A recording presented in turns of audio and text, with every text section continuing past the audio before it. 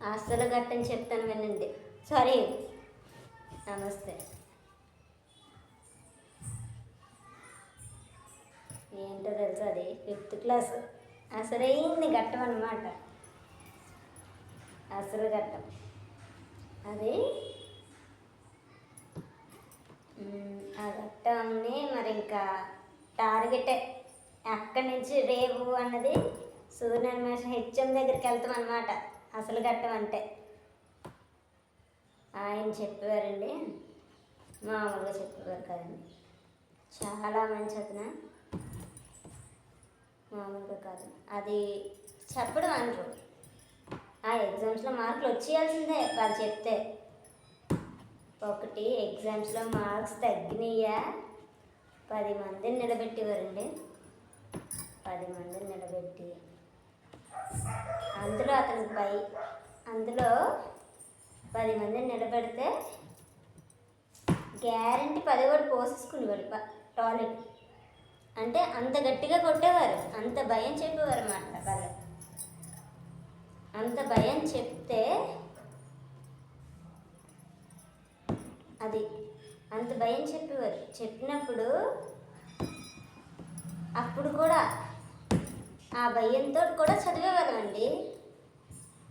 చాలా మంచిగా మార్క్స్ వచ్చి, కొన్ని మార్క్స్ మాట పక్కన పెట్టి, పెద్దలంటే గౌరవం, ఎవరితో ఎలా మసులుకోవాలి అన్నది కూడా ఆయన మంచి మాటలు ఎక్కువ చెప్పి చదువు తక్కువ తెప్పేవారు. అప్పుడు ఎక్కువ మాట్లాడేవారండి టీచర్స్ అనేది పిల్లలతో. అప్పుడు టీచర్స్ కూడా ఇప్పుడు ఈ రికార్డ్స్ ఆ రికార్డ్స్ ఇన్ని రాయాలి అన్ని రాయాలి అవే ఉండేవి కాదు. పిల్లల్ని జాగ్రత్తగా చూసుకున్నారా లేదా అన్నది జాబ్. అంతే. చదువు ఎంత చెప్పారు అన్నది జాబు. ఇన్వెస్టిగేషను ఇప్పుడు ఈ ప్రిన్సిపల్ అంటే ఎవరిని కించపరిచి నేను చెప్పట్లేదు. స్టాఫ్ అనేది అప్పుడు 4 ఉండేవారు, 4 టీచర్సే. ఎవరంటే తెలుగు ఒకరు, మ్యాథ్స్ ఒకరు, సోషల్ సైన్సు, అంతే అంతే ఉండేవారు. ఇంకంతకు మించి ఎక్కువ మంది ఉండేవారు కాదు. ఇప్పుడులాగా ప్రతి స్కూల్లో ప్రిన్సిపల్ వేరే, రాయడానికి వేరే, ఇచ్చేయడానికి వేరే అదే ఉండేవారు కాదు. చాలా కరెక్ట్గా ఉండేవారండి. వాళ్ళ పని వాళ్ళు ఆ మేడంతో చేసుకునేవారు. అది అంతేకాకుండా ఎగ్జామ్స్లో మార్క్స్ తక్కువ వస్తే ఉతికేవారు. ఆ ఉతికిన వాళ్ళు ఇప్పుడు ఎలా ఉన్నారంటే అంటే గొప్ప స్థాయిలోకి వెళ్ళిపోయారు అని అనట్లేదు. అలాగనే ఏమీ చేయకుండా కూడా ఉండిపోలేదు. ప్రతి ఒక్కరు సెటిల్ అయ్యారండి. వాళ్ళ కాళ్ళ మీద వాళ్ళు నిలబడేటట్టుగా సెటిల్ అయ్యారు. ఎందుకంటే రీసెంట్గానే నేను చూశాను, ఒక 3 months బ్యాక్ కలిశాను మా ఫ్రెండ్స్ని. అందువల్ల నేను చెప్పగలుగుతున్నాను.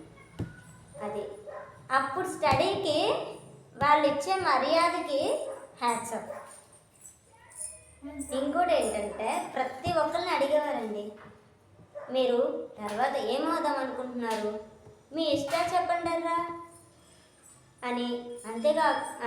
అంతేకాకుండా ఆటలు ఎంత బాగా ఆడించేవారు తెలుసండి. చిన్న గ్రౌండ్స్ ఉన్నా సరే ఎంకరేజ్మెంట్ చాలా ఫుల్గా ఉండేది. ఏంటంటే ఇప్పుడు ఎంకరేజ్మెంట్ ఎంత సైలెంట్గా ఉంటే అంత మంచిది, పిల్లలు ఎంత చేతులు కట్టుకుని ఉంటే అంత మంచిది కదా. అప్పుడు అలా కాదు, పిల్లలు ఎంత అల్లరి చేస్తే అంత ఎనర్జీ అన్నట్టే ఉండేవారు అప్పుడు. ఇంకో విషయం చెప్తానండి మీకు. భోజనం అంటే తెచ్చుకునేవారు. భోజనం మాట పక్కన పెట్టండి, ఒంటిపూట బళ్ళు అంటే తెలుసా మీకు? ఒంటిపూట బళ్ళు భలే ఉండేవి తెలుసా, ఎంత బాగుండేవంటే ఎప్పుడు అన్నం తినేసి మళ్ళీ అన్నం తెచ్చుకొని స్కూల్లో తిని, అది కాదు అక్కడ చక్కగా అప్పుడు టిఫిన్స్ తెచ్చుకునేవాళ్ళం అనమాట. టిఫిన్స్ తెచ్చుకొని షేర్ చేసుకొని తింటుంటే దిబ్బరొట్లు, పూరీలు అవన్నీ తింటుంటే భలే అనిపించేది. అంటే అందరూ తెచ్చుకొని షేర్ చేసుకొని. ఇప్పుడు ఆ షేరింగ్ కోసం మాట్లాడితే అమ్మో వాళ్ళు ఏ ఆయిల్స్ తెచ్చుకున్నారో, వాళ్ళు ఏ ఆయిల్స్తో వండారో షేర్ చేసుకోకండి అమ్మా, ఏ ఇన్ఫెక్షన్స్ వచ్చినా సరే మళ్ళీ ఇబ్బంది అని అంటున్నారు. నిజమా కాదా? ఇది కూడా కించపరిచి అనట్లేదండి. అదే వేరే విధంగా అని అనట్లేదు. షేర్ చేసుకోవాలి. ఎందుకంటే ఒక్కటండి, ఏ పిల్లలు ఎవరి హెల్త్ కోసం ఆలోచించరు? అందరి పిల్లలు అందరి హెల్త్ కోసం ఆలోచిస్తారు. అది పేరెంట్స్ అప్పుడు లెక్క చేసేవారు కాదు. ఎవరి బాక్స్లో ఎవరు తినేవారు కూడా తెలియదు. అంత ఇంకో విషయం తెలుసా, సార్స్ కూడా తినేవారు. ఏం తెచ్చుకున్నావురా నువ్వు పడవా, ఏం తెచ్చుకున్నావమ్మా నువ్వు, ఎంత బాగా మాట్లాడేవారు తెలుసా. ఇప్పుడు ఎలా ఉంది తెలుసా, పిల్లలు సార్తో మాట్లాడంటే అమ్మో భయం పడిపోతున్నారు. ఎలా అంటే ఏ మొక్క నోట్లోంచి బయటికి ఏం మాట వచ్చేస్తుందో అని భయంతో పేరెంట్స్తో మాట్లాడడం మానేస్తున్నారు. సార్స్తో మాట్లాడడం మానేసి వాళ్ళ సార్ల గురించే వాళ్ళు చెడుగా చెప్పుకునే అవకాశం సార్లే ఇచ్చేస్తున్నారు. నిజమే కదండి.